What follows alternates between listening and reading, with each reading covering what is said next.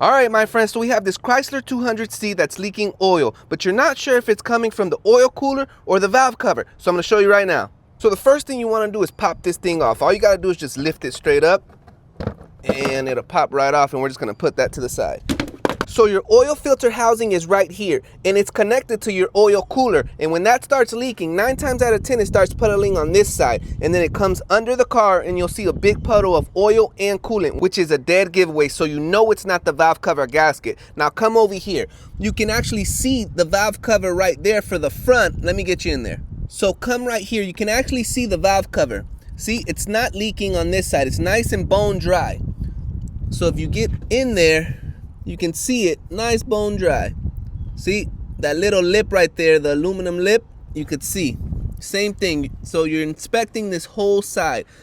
Right here, you see it's nice and clean.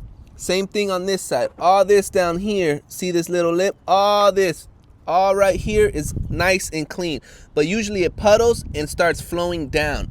So right down here, you'll see a whole bunch of oil and dirt on the bottom lining that valve cover. So that's a way that you can check if it's the front valve cover gasket. But ours is not leaking from there. So now let me show you the back, because the back is definitely leaking. So right here, you can already see the oil right there. Look how dirty that is.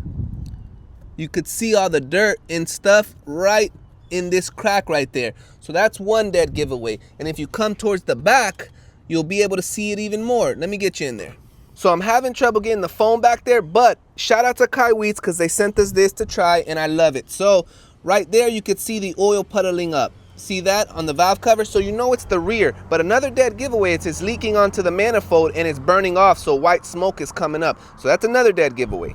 So those are a couple main points that you can look for to see if it's your valve cover gasket that's leaking or if it's your oil cooler that's leaking. There's always going to be signs pointing to what's really leaking, and if it's too oiled up in there, the best thing to do is to clean it all up and then watch it over the next few days, and I guarantee you're going to find where it's leaking from. So let's recap.